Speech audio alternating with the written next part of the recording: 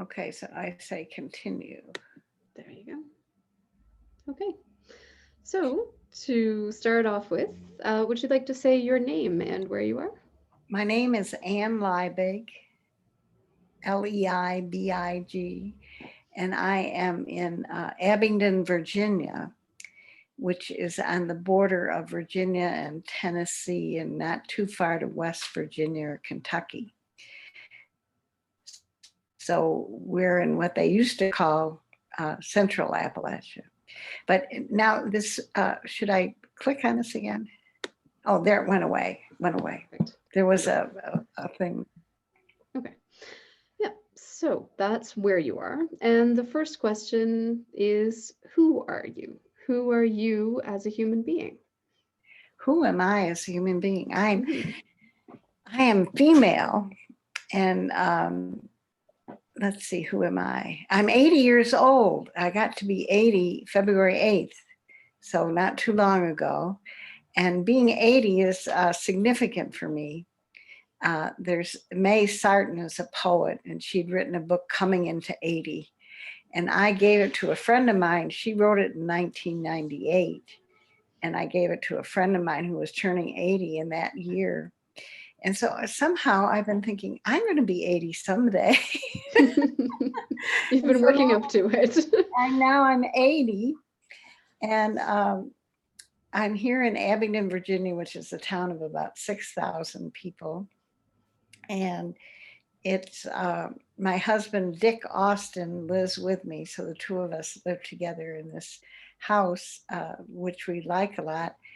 And it's near something called Elder Spirit Community, which, and we're an offsite members, which means that the purpose of this committee is, of this community is to, uh, let's see now, to uh, be a participatory community of mutual support in which all spiritual paths are encouraged.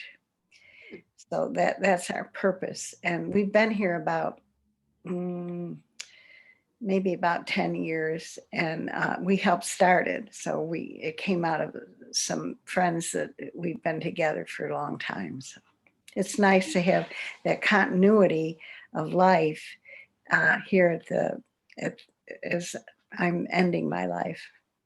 Mhm. Wow. So, a question about a bit more of you is, what would you say are some of your passions or your values that you hold in your life?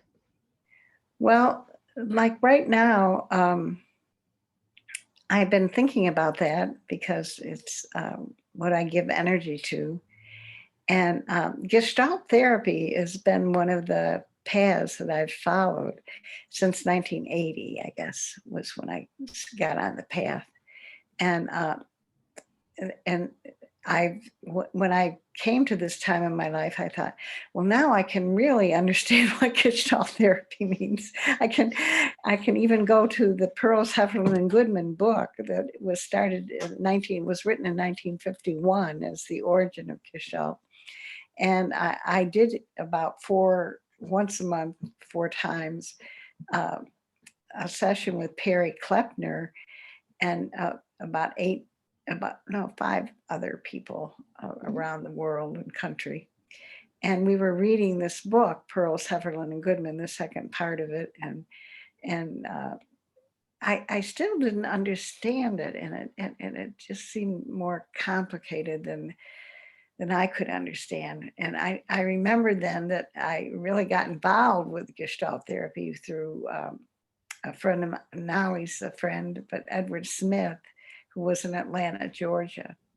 And I lived in this part of the mountains, and I thought, I really think I need therapy. So in about late 1970s, my husband and I would drive to Atlanta at about once a month, and we'd have a session with Edward, and then we'd have I mean, together, and then we'd be independent. So, and then I decided I wanted to be a Gestalt therapist. So I asked him, what should I do to be a Gestalt therapist? And he said that he thought Irvin Miriam Polster in La Jolla, California, who had a group of people that met for a month and studied and pondered what Gestalt therapy was. And it was more experiential, Hmm. which was more my style, to be in the experiential part. So I went to California, La Jolla, in 1980 and 84. And then for quite a few years, I would feel, the work of Irvin Marion Poster were the people that I was following. And then I brought that back, I felt like, to the mountains of Appalachia, in central Appalachia here. And I thought, now I'm going to be a therapist, and I'm going to do Gestalt therapy here in the mountains. So the first person I got to work with is, a hospital kind of near here. And they sent me up with a psychiatrist, Dr. Pierce Nelson, to do work with disabled coal miners. And they had a group of disabled coal miners, and I was to be the facilitator of this group. And then I could also start a practice. So what I got in touch with was, how Gestalt therapy really emphasizes the humanness of each person. And like you starting this out with a question about what are my values? And I said Gestalt therapy, and then I went on to a big story. Hmm. But I've been thinking about it, and what it led me to back to these coal miners was how they were used to going to work and being with a group of people and being underground and having the risk of the earth. They shared it with somebody. So these were all people. There were about 10 or 12 of disabled coal miners that had been injured in the mines. And then, so coming to the group was like coming to their buddies that they'd been with and they'd gotten hurt with, and they could be together and be in the group. And so the openness of Gestalt therapy, of just being aware and trying to be in the present and share, was a good way for me to begin with them, kind of. So one of my passions is Gestalt therapy, and I've recently taken up a book called Enchantment and Gestalt Therapy, which is just recently published by Irv Polster, who's 97. He's He's kind of older than I am. I'm 80, but Mm-hmm. So and I thought, one of the things I'm going to do now that I'm old and I'm retired is I'm going to really read the books that I buy, and not, just pile them up. So I've been reading this book, Enchantment and Gestalt Therapy, very slowly, and trying to understanding and expanding how I understand Gestalt therapy. So one of the passions I have is to pay attention to what I pick up and be in the here and now, and follow it through, and not try to swallow as much as I've swallowed in my life.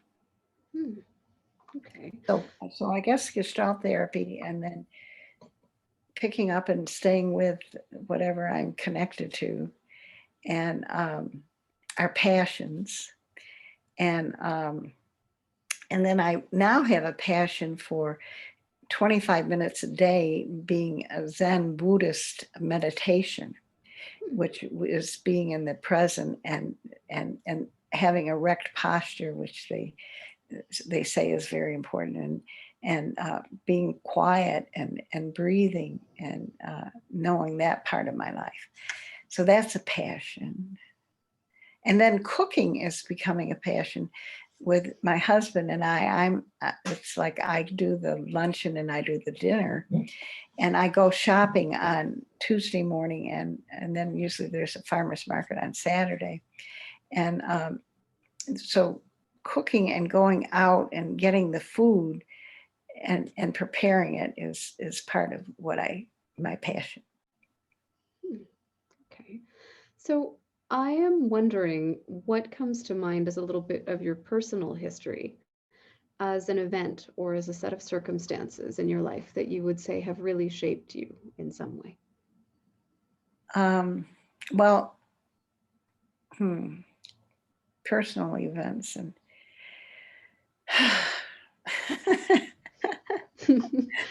Heather, you ask hard It's questions. as close to therapy as we're gonna get. Don't worry.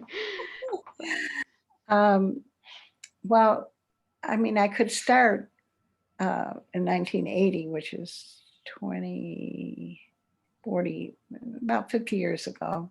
That's 40 years ago. It's when I was born the year after. So Oh, really? Oh, yes, what year were you born? I was 81. So 81. Oh, mhm. okay. Okay. Well, but to make the availability, I did, at that time, I was thinking about, I probably should get some kind of a degree. You know, I had a bachelor's degree, but I should probably get a graduate degree. So I got a master's in social work at West Virginia University, and they let me do a lot of my placement back home here in far Southwest Virginia. So getting a degree, and then I saw the study of Gestalt therapy and working with that as part of this growing of myself that I was doing, and that began me on a certain path. And then a friend of mine she's 96, and she's right now in a nursing facility near her. And yesterday she went to Georgia State College, and yesterday they had a symposium on Helen Lewis seminar. But Helen told me that I should get the master's in social work, and that was a very versatile degree, and that from that degree I could do many different things. So here in the mountains of far Southwest Virginia, with Helen as a mentor and a friend, I did teach at the community at the college here, and I taught some sociology and psychology courses. So I was learning and studying, and that is part of my passion too, I think, to keep learning and keep studying. And you're emailing me about Humans of Gestalt. I had sort of read about it, and I've stayed connected to the Association for the Advancement of Gestalt Therapy, because it is a group that I've been a member of that's led me out into the world, I call it, that I went to Toronto, and then I'd been to Taormina, Italy, and been to Mexico for the Gestalt conference. So it I I wanted to get out more, and but I wanted to bring back more Mhm. what I got out about, and Gestalt therapy has been the path that's helped that. Hmm. Okay. So the first thing that you said when I asked who you were is you said that you are a woman. So I am also curious how you understand or experience yourself as a woman or in terms of your gender. Yeah, well, being a woman has been important to me, and I think I made it more important than maybe it needed to be for a while. But I had 7 brothers, and I was the only girl. So I grew up among males, and it seemed like, and I grew up Roman Catholic, and it seemed like that, then only males could provide leadership in the Roman Catholic world, and and during that time, before I got my master's in social work and started studying Gestalt therapy, I had been a Roman Catholic nun. So I went into I joined other women, and it was important to me to join women and express my convictions and my viewpoint through being a woman. And that's how I got to this part of the world. Um, they sent me to Big Stone Gap, Virginia, they being the Glen Mary sisters. And then they sent me to Big Stone Gap, Virginia. And then we evolved, and we formed our own organization called Focus, Federation of Communities in Service. And then we started serving people in the community. I mean, we more consciously, that was what defined what we did. So my first part of my life was following the women, I think, and trying to find a place as a woman that would express what I wanted to express. And then in the latter years here in Abingdon, Virginia, worked with two other women, and we formed the Abingdon Center for Counseling. And I was the only Gestalt therapist, but the other two women, the three of us managed the practice together. So being a woman has influenced my practice. Okay. You've mentioned your age, so I'm wondering if there's anything else you would say about this time in your life and how that. Yeah, well, see, the pandemic, COVID-19, and the virus came along, and it said we had to stay home and we had to wear masks and we should stay 6 feet apart from people. And I've learned about Zoom since that's happened, because we can connect across distances with Zoom, and and the face-to-face contact is something that's really important for me. So, but being this age, it's let me be available to what society is imposing on me through this COVID pandemic.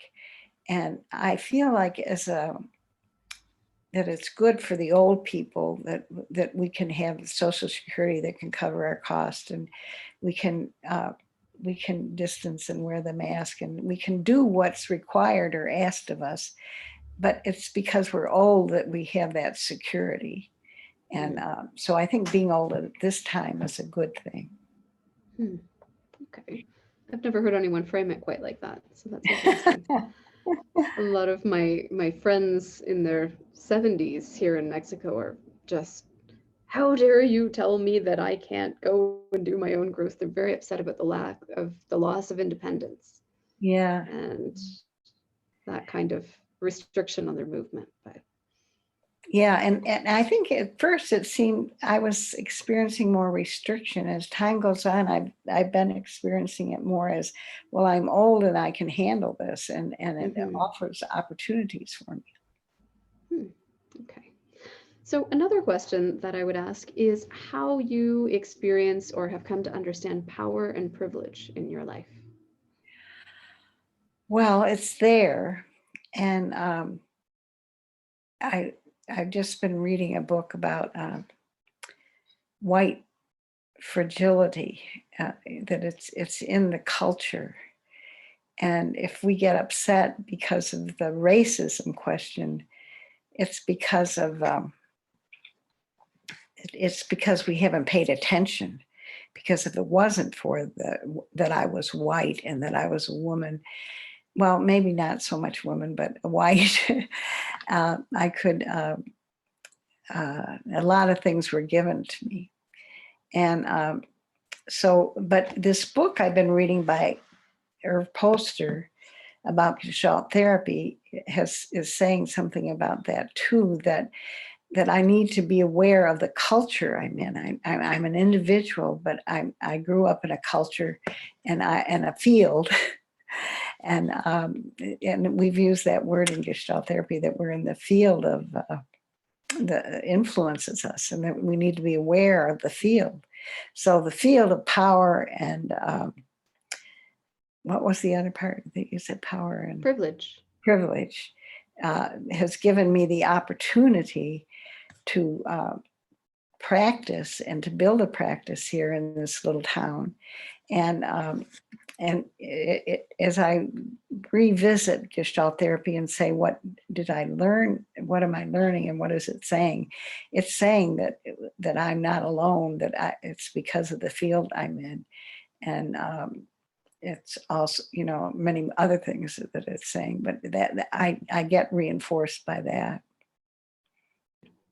And so this other book, White Fragility, I was studying with some elder spirit community people, and I was saying it's almost saying a similar type thing as the Gestalt therapy says, that you don't live all alone. You live in interactions and live in cultures, and being aware of them and naming them as part of what you need to do to be fully present.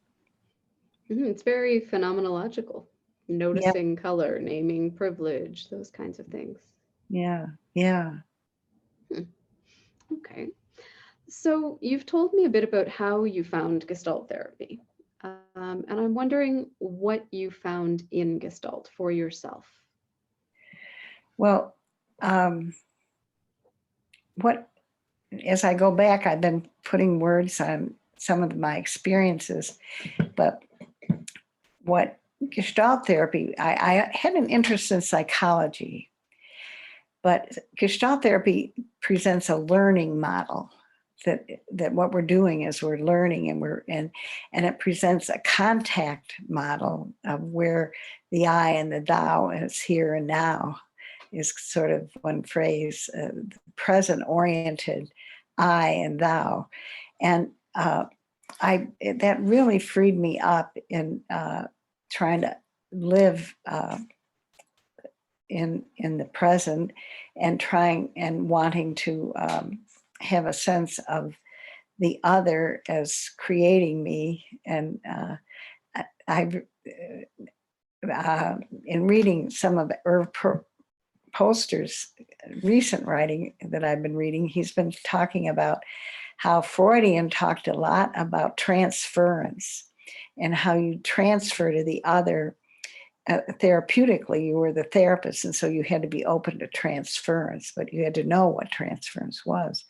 Whereas Irv is saying that transference was like saying that something else in your life mattered rather than the person in front of you mattering, and how that we needed to take the here and now and the I and the thou and know that that was what was making my life move more than reliving something of my past, which would be transference. And then he did cite Martin Buber as around the same time, and his I and thou was taken into the Gestalt therapy model more than the transference of Freudian things. So I think what Gestalt therapy is giving me, I can put in words better now. I've lived it, but I'm now learning how to put them in words. Okay. Because So I think how would you a go lot ahead? of what Gestalt therapy was is it was hard to put in words, but I'm putting it better in words. Mhm. Yeah. So how would you say that it affected you as a person? How it affects me as a person, Hmm. saying Yeah. that I'm a Gestalt therapist and trying to understand Gestalt therapy. Or having gone through all of these years of Gestalt processes and teaching and being and Yeah. Uh, it, it changed the base of how I was present to people, I think, by saying you are you and I am an I. And if we meet, hooray. If we don't, it's okay, which is one of Fritz Perls' sayings.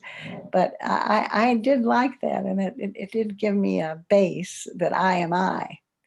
And then knowing that my life is my creation. And as I live my life with others, I need to pay attention to my life. And I'm a little disappointed that at this point in my life, I can't remember more. oh, That there's more, like a lot of things in 50 years that have happened. And I'm an extrovert, so talking with someone helps me bring it out more. hmm. And I think that's important to know.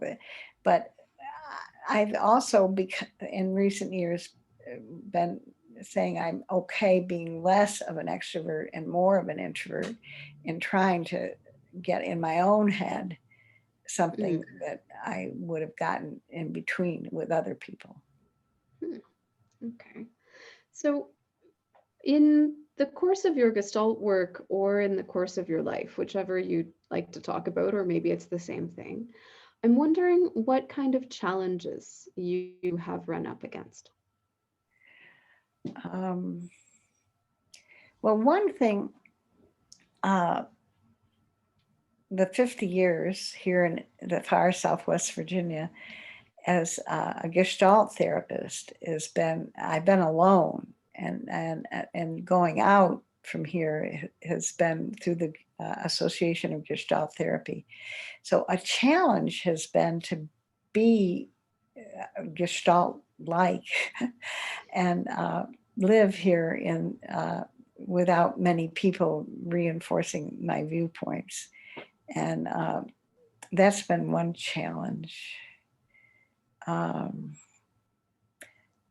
but the good thing was when I went out to the Gestalt therapy community that I found many people to interact with, and then about the same time was when computers came in. They They're were handy. their working computers. So how I've overcome challenges has been, partway by going out and having friends and meeting people that are uh, not from here exactly. Mhm. So would you say that you do feel like you're part of a Gestalt community? Does that mean Yeah, anything? I do. When I see names and I know the people and the writing of the books and the different, I do feel part of a good. And you're reaching out to me, finding me and uh, I went down through the Gestalt therapy conference one time in Florida. I met a guy named Nicholas Emmanuel who was in Asheville, North Carolina, which is about 3 hours south of here. And I always thought that Abingdon couldn't really support an Appalachian Gestalt Institute, but we did need one in the mountains.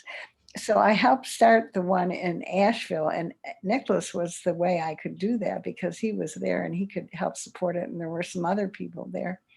So finding people and starting the Gestalt therapy in Asheville helped me to, to keep going. Hmm. Hmm. So I was going to ask, what have you been doing with Gestalt in the mountains? I mean, what has come to be the nature of your work? Well, there is a couple people that have been therapists and have taken up Gestalt therapy approach, and I've done some workshops with people and related to colleges and institutions about having a course around what Gestalt therapy is.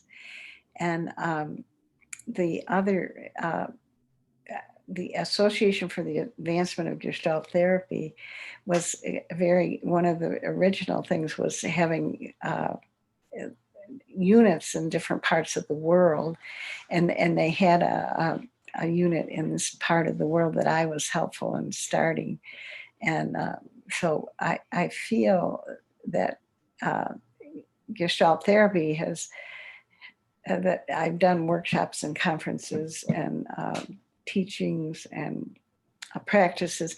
But the interesting thing is that the people who come to me for therapy, who've done, that's the other thing through the years, through having a practice and then having insurance pay for people to come, and that that they didn't know I was a Gestalt therapist. I was a therapist, and they needed help, and they wanted to come to me, and they did, and so I've been able to support myself financially through the income. And when Susan and Linda and I, the three of us, had a practice here of being therapists in Abingdon, Virginia, we were able to support ourselves. So that was good. Hmm. Okay. So I'm wondering, I mean, do you have a favorite Gestalt story? I don't know. I mean, it's like trying to condense my entire lifespan if you started the year before I was born. I'm just wondering, what comes up as some highlights or some of those moments that do stay with you? Well, there again, it's sort of women. There have been two women, Laura Pearls and Eva Reich, have been two women that I've known. I've known Eva Reich better. She's come here and been here, whereas I've gone out to find Laura.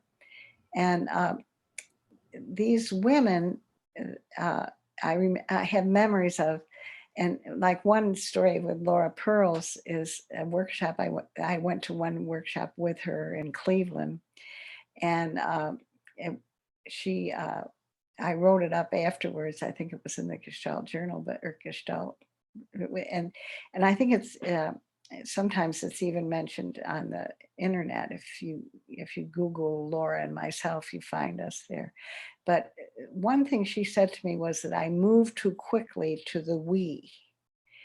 And that has helped me so much because I do value and I do like that the community of people that I'm with and that I want to be with, and that I did want to start Gestalt Institutes and I did want to go out to conferences and stuff. But if I move too quickly to the we, I lose the I of what I'm swallowing and what I'm taking in. And Gestalt therapy has given me a framework for and this woman has said to me, don't make we be the main thing, that that you have to go to the I and the thou, and you have to be aware, and you don't swallow all the stuff that you've gotten in your life, which has been good, and you chew on things, those that that chewing on what I hear and what I do is a good thing.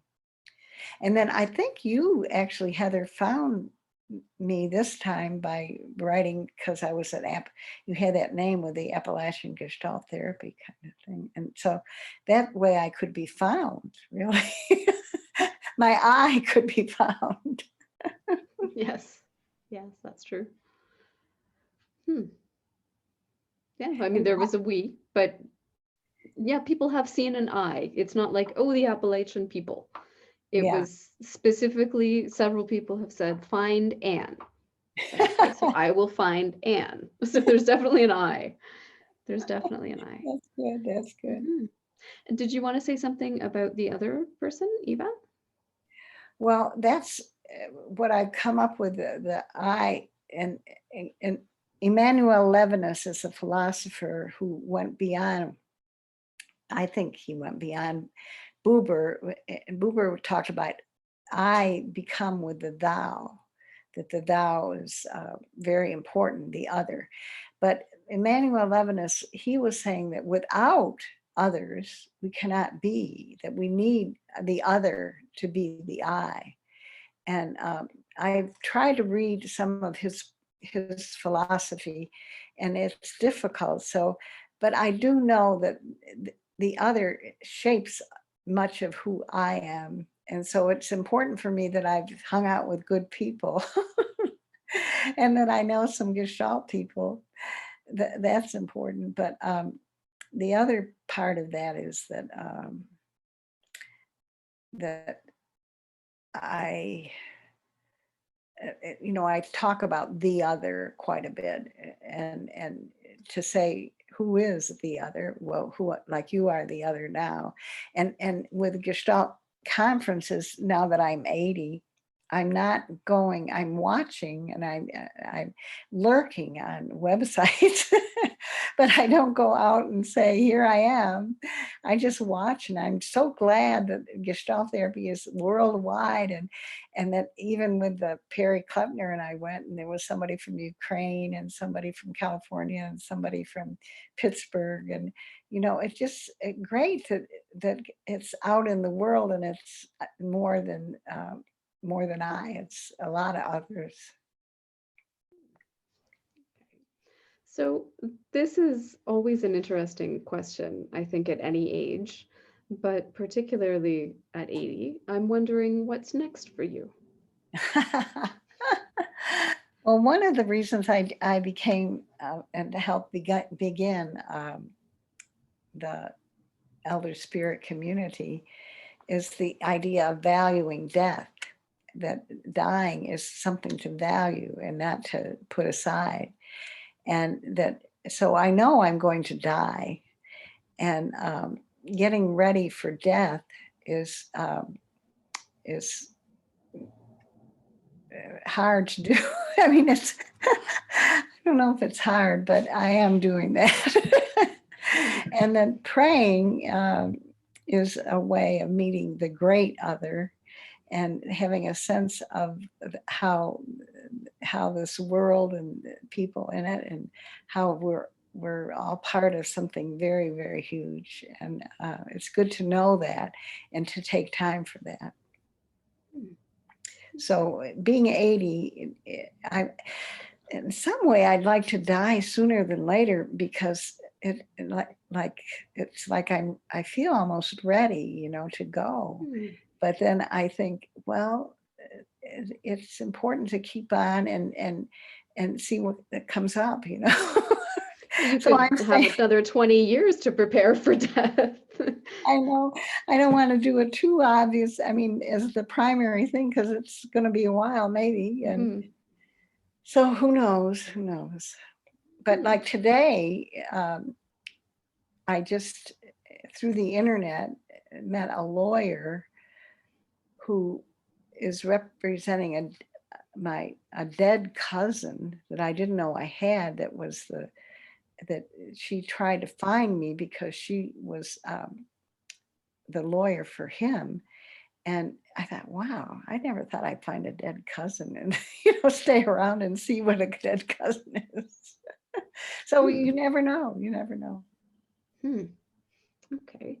And what do you think is next for Gestalt? I mean, you're reading like the most recent books that have come out, but where do you think it can go from this point? Well, uh, what one thing I like about it, it has different. It could be a person could be a Gestalt. I wish the word therapy wasn't with it because I think the Gestalt mode of learning rather than other models is really important. And but Gestalt therapy is linked with it, and there are people that are searching for ways to express themselves and expand their sense of being. And Irv Polster is promoting in this book about life focused communities that we go beyond the individual one-to-one, but that we form communities of people that want to go forward. So that may be a modality. Hmm. Okay. Hmm. But I hope people also practice within their own lives and within their own worlds, the here and the now and the I and the thou and the other and the field and the learning and all those things. And know that you can move too quickly to the we. That's important. That's good to know. That is good to Yeah, know. good to know. And thank you, Heather, for persevering and this curiosity you have about people who choose Gestalt as a way and a path. And so thank you, because you found me. And I wouldn't Oh, I thank wouldn't you. have reached out to you. I knew that the humans of Gestalt were going, but I thought, well, that's good. And that's nice. But I'll watch them from over here. No, no, thank you. Thank you very much for your time. And it was not hard to find you at all. And it has not been difficult to meet you this way at all. So good. is there anything else that you would like to add at this point? Let's see. I don't think so. I think here and now and I and thou and other, and we've covered a lot. Okay, that sounds good. Then we'll leave it here for now. Thank you. Thank you.